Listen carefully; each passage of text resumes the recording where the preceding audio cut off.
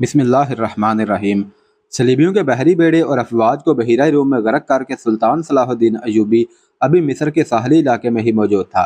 7 दिन गुजर गए थे। सलीबियों से तावान वसूल किया जा चुका था, मगर बहिरा रूम अभी तक बचे खचे बहरी जहाज़ों और कश्तियों को निगल और इंसानों को उगल रहा था। सलीबी मला और सिपाही जलते जहाज़ों से समुंदर में कूद गए थे। दूर समुंदर के वस्त में 7 रोज बाद भी चंद एक जहाज़ों के बादबान फड़फड़ाते नजर आते थे। उनमें कोई इंसान नहीं था। फटे हुए बादबानों ने जहाज़ों को समंदर के रहमो करम पर छोड़ दिया था। सुल्तान सलाहुद्दीन अयूबी ने उनकी तलाशी के लिए कश्तियाँ रवाना कर दी थीं और हदायत दी थी कि अगर कोई जहाज़ या कश्ती काम की हो तो वह रस्सों से घसीट लाएं, और जो इस काबिल ना हों उनमें से सामान और काम की दीगर चीज़ें निकाल लाएं। कश्तियाँ चली गई थी और जहाज़ों से सामान लाया जा रहा था। उनमें ज़्यादातर असलहा और खाने पीने का सामान था या लाशें। समुंदर में लाशों का यह आलम था कि लहरें उन्हें उठा उठा कर साहल पर पटक रही थीं। उनमें कुछ तो जली हुई थीं और कुछ मछलियों की खाई हुई थीं। बहुत सी ऐसी थीं जिनमें तीर पेवस्त थे। सुल्तान सलाहुद्दीन अयूबी ने सलीबियों के तीरों, नेज़ों, तलवारों और दीगर असलहा का मुआयना बड़ी गौर से किया था और उन्हें अपने असलहा के साथ रख कर मजबूती और मार का मुकाबला किया था। जिंदा लोग भी तख्तों और टूटी हुई कश्तियों पर तैरते अभी समुंदर से बाहर आ रहे थे। उन भूखे प्यासे, थके और हारे हुए लोगों को लहरें जहां कहीं साहल पर ला फेंकती थी, वो वहीं निढाल होकर गिर पड़ते थे और मुसलमान उन्हें पकड़ लाते थे। साहल की मीलों लंबाई में यही आलम था।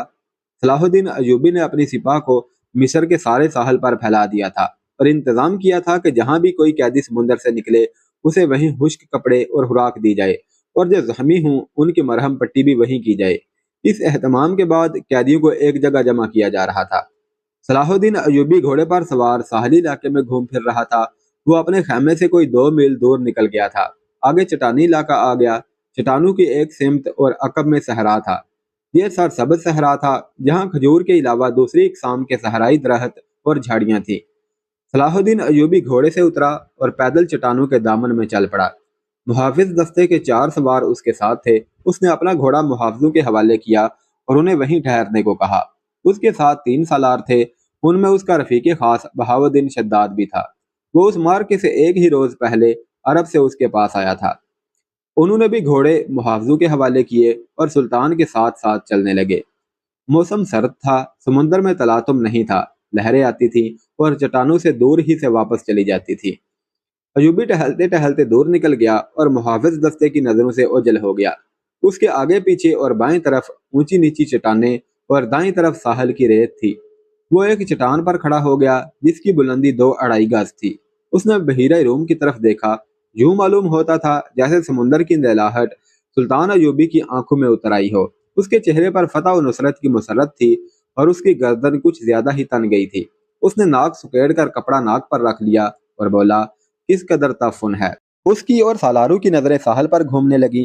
फड़फड़ाने की आवाज सुनाई दी, फिर हल्की हल्की चीखें और सीटियां सुनाई दी। ऊपर से 3-4 गिद्ध पर फैलाए उतरते दिखाई दिए और चट्टान की ओट में जिधर साहिल था वहां उतरते गए। अयूबी ने कहा, लाशें हैं। उधर गया तो 15-20 गज दूर गिद्ध 3 लाशों को खा रहे थे। एक गिद्ध एक इंसानी खोपड़ी पंजों में दबोच कर उड़ा और जब फिजा में चक्कर काटा तो खोपड़ी उसके पंजों से छूट गई और सलाहुद्दीन अयूबी के सामने आ गिरी। खोपड़ी की आंखें खुली हुई थी जैसे सलाहुद्दीन अयूबी को देख रही हों। चेहरे और बालों से साफ पता चलता था कि किसी सलीबी की खोपड़ी है। अयूबी कुछ देर खोपड़ी को देखता रहा, फिर उसने अपने सालारू की तरफ देखा और कहा, इन लोगों की खोपड़ियां मुसलमानों की खोपड़ियों से बेहतर हैं। यह इन खोपड़ियों का कमाल है कि हमारी खिलाफत औरत और शराब की नजर होती चली जा रही है। सलीबी चूहों की तरह सुल्तनत इस्लामिया को हड़प करते चले जा रहे हैं, एक सालार ने कहा, और हमारे बादशाह उन्हें जिजिया दे रहे हैं। शद्दाद ने कहा, फ़लस्तीन पर सलीबी काबज हैं।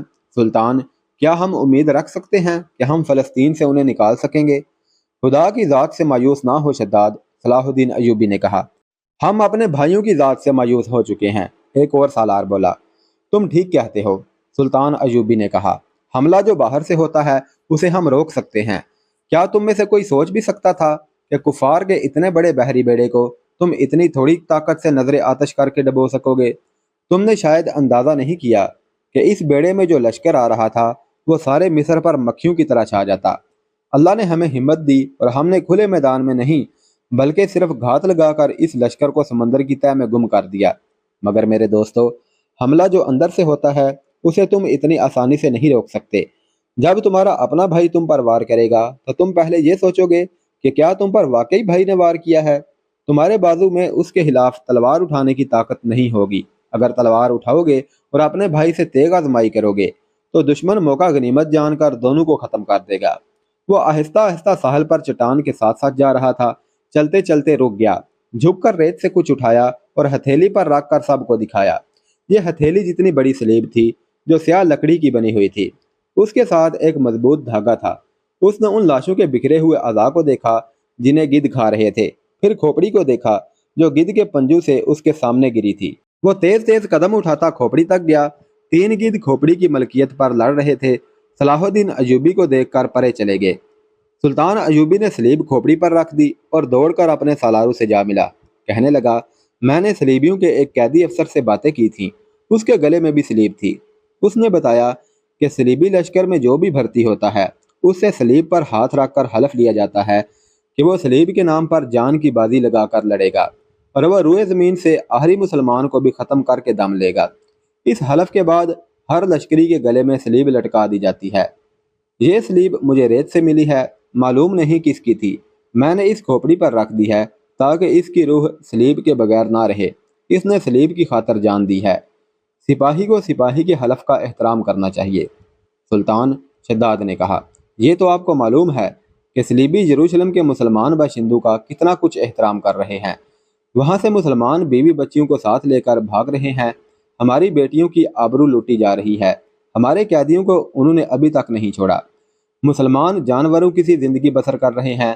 کیا ہم ان عیسائیوں سے انتقام نہیں لیں گے؟ انتقام نہیں، صلاح الدین ایوبی نے کہا، ہم فلسطین لیں گے، مگر فلسطین کے راستے میں ہمارے اپنے حکمران حائل ہیں۔ وہ چلتے چلتے رک گیا اور بولا، کفار نے سلیب پر ہاتھ رکھ کر سلطنت اسلامیہ کے خاتمے کا حلف اٹھایا ہے۔ میں نے اپنے اللہ کے حضور کھڑے ہو کر اور ہاتھ اپنے سینے پر رکھ کر قسم کھائی ہے کہ فلسطین ضرور لوں گا اور سلطنت اسلامیہ کی سرحدیں افق تک لے جاؤں گا۔ مگر میرے رفیقو، مجھے اپنی تاریخ کا مستقبل کچھ روشن نظر نہیں آتا۔ ایک وقت تھا کہ عیسائی بادشاہ تھے اور ہم جنگجو۔ اب ہمارے بزرگ بادشاہ بنتے جا رہے ہیں اور عیسائی جنگجو۔ دونوں قوموں کا رجحان دیکھ کر میں کہہ رہا ہوں کہ ایک وقت آئے گا جب مسلمان بادشاہ بن جائیں گے مگر عیسائی ان پر حکومت کریں گے۔ مسلمان اسی میں بدمست رہیں گے کہ ہم بادشاہ ہیں، آزاد ہیں، مگر وہ آزاد نہیں ہوں گے۔ میں فلسطین لے لوں گا مگر مسلمانوں کا رجحان بتا رہا ہے کہ وہ فلسطین گنوا بیٹھیں گے۔ عیسائیوں کی کھوپڑی بڑی تیز ہے۔ 50,000 سوڈانی لشکر کون پال رہا تھا؟ ہماری خلافت اپنی آستین میں ناجی نام کا سانپ پالتی رہی ہے۔ میں پہلا امیر مصر ہوں جس نے دیکھا ہے کہ یہ لشکر ہمارے لیے نہ صرف بیکار ہے بلکہ خطرناک بھی ہے۔ اگر ناجی کا خط پکڑا نہ جاتا تو آج ہم سب اس لشکر کے ہاتھوں مارے جا چکے ہوتے یا اس کے قیدی ہوتے۔ اچانک ہلکا سا زناٹا سنائی دیا اور ایک تیر صلاح الدین ایوبی کے دونوں پاؤں کے درمیان ریت میں لگا۔ جدھر سے تیر آیا تھا اس طرف سلطان ایوبی کی پیٹھ تھی۔ سالاروں میں سے کوئی بھی ادھر نہیں دیکھ رہا تھا۔ سب نے بدک کر اس طرف دیکھا جدھر سے تیر آیا تھا۔ ادھر نوکیلی چٹانیں تھی۔ تینوں سالار اور صلاح الدین ایوبی دوڑ کر ایک ایسی چٹان کی اوٹ میں ہو گئے جو دیوار کی طرح عمودی تھی۔ انہیں توقع تھی کہ اور بھی تیر آئیں گے۔ تیروں کے سامنے میدان میں کھڑے رہنا کوئی بہادری نہیں تھی۔ شداد نے منہ میں انگلیاں رکھ کر زور سے سیٹی بجائی۔ محافظ دستہ پابا رکاب تھا۔ ان کے گھوڑوں کے سر پر ٹاپو سنائی دیے۔ اس کے ساتھ ہی تینوں سالار اس طرف دوڑ پڑے جس طرف سے تیر آیا تھا۔ وہ بکھر کر چٹانوں پر چڑھ گئے۔ چٹانیں زیادہ اونچی نہیں تھی۔ صلاح الدین ایوبی بھی ان کے پیچھے گیا۔ ایک سالار نے اسے دیکھ لیا اور کہا، سلطان آپ سامنے نہ آئیں، مگر سلطان ایوبی رکا نہیں۔ محافظ پہنچ گئے۔ صلاح الدین ایوبی نے انہیں کہا، ہمارے گھوڑے یہیں چھوڑ دو اور چٹانوں کے پیچھے جاؤ۔ ادھر سے ایک تیر آیا ہے، جو کوئی نظر آئے اسے پکڑ لاؤ۔ سلطان ایوبی چٹان کے اوپر گیا تو اسے اونچی نیچی چٹانیں دور دور تک پھیلی ہوئی نظر آئیں۔ وہ اپنے سالاروں کو ساتھ لیے پچھلی طرف اتر گیا اور ہر طرف گھوم پھر کر اور چٹانوں پر چڑھ کر دیکھا، کسی انسان کا نشان تک نظر نہ آیا۔ محافظ چٹانی علاقے کے اندر اوپر اور ادھر ادھر گھوڑے دوڑا رہے تھے۔ صلاح الدین ایوبی نیچے اتر کر وہاں گیا جہاں ریت میں تیر گڑا ہوا تھا۔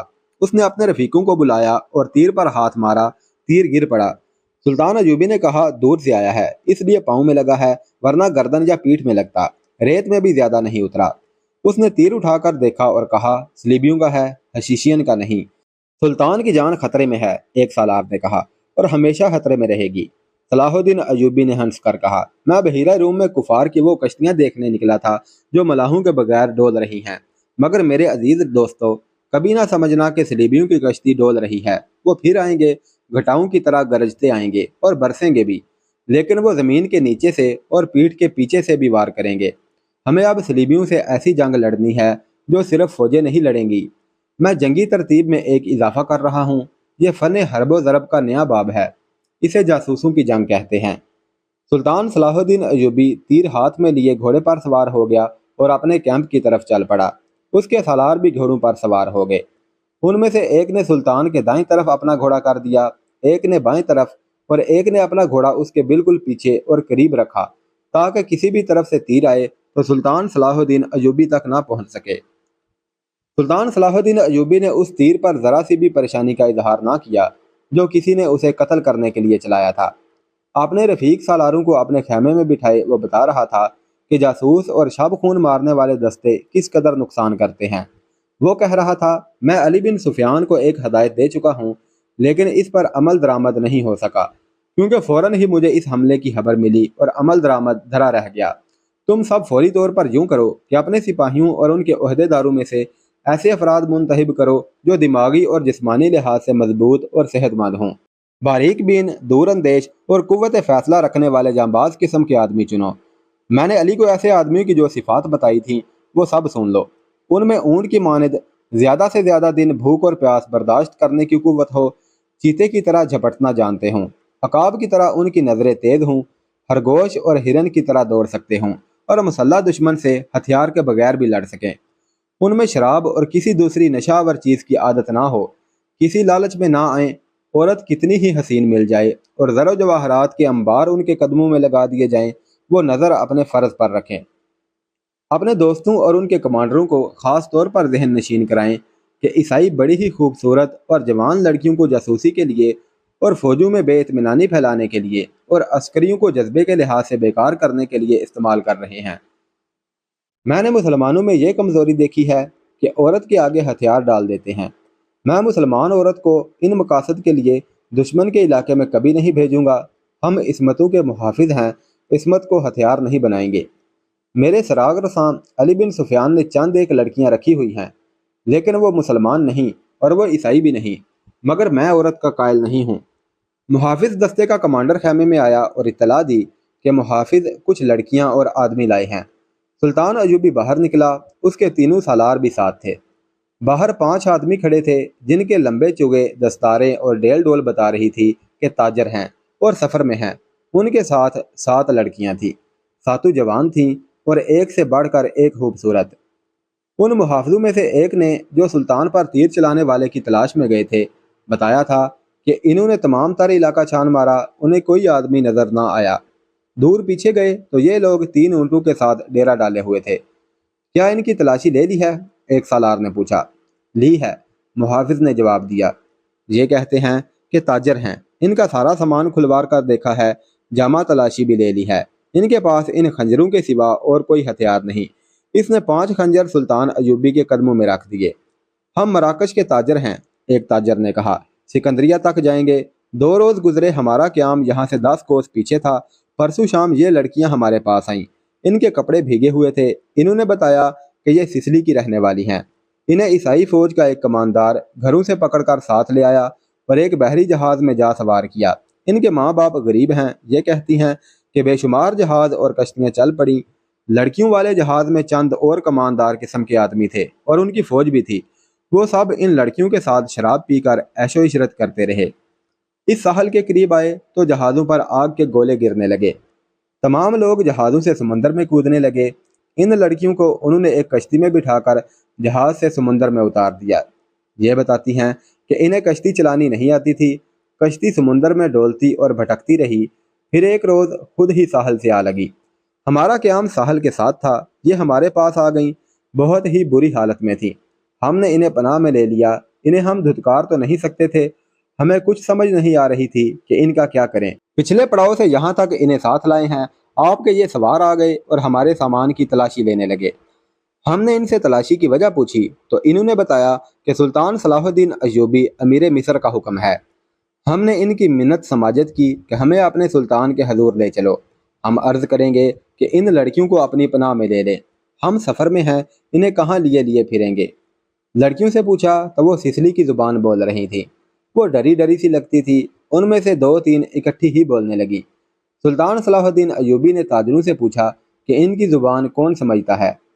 ایک نے بتایا کہ صرف میں سمجھتا ہوں۔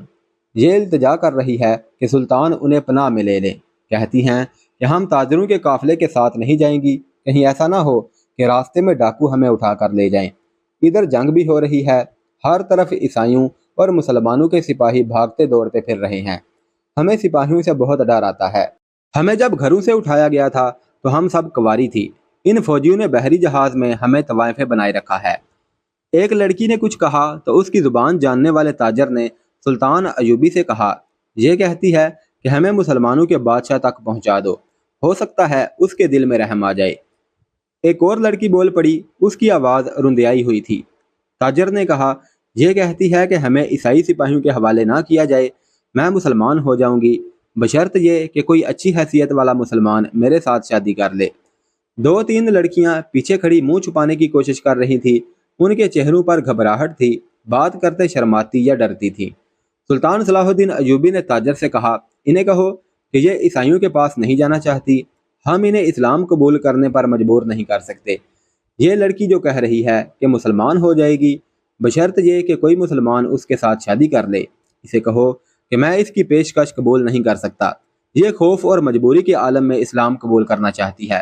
انہیں بتاؤ کہ انہیں مجھ پر اعتماد ہے تو میں انہیں اسلام کی بیٹیوں کی طرح پناہ میں لیتا ہوں، اپنے دارالحکومت میں جا کر یہ انتظام کر دوں گا کہ انہیں عیسائی راہبوں یا کسی پادری کے پاس بھجوا دوں گا، پادری یروشلم میں ہوں گے۔ دوسری صورت یہ ہے کہ جب عیسائی قیدیوں کو آزاد کیا جائے گا تو میں کوشش کروں گا کہ ان کی شادیاں قابل اعتماد اور اچھی حیثیت کے قیدیوں کے ساتھ کر دوں۔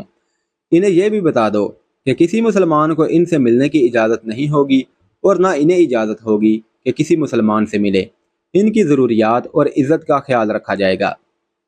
تاجر نے لڑکیوں کو ان کی زبان میں سلطان ایوبی کی ساری باتیں بتائیں تو ان کے چہروں پر رونق آ گئی، وہ ان شرائط پر رضامند ہو گئی۔ تاجر شکریہ ادا کر کے چلے گئے۔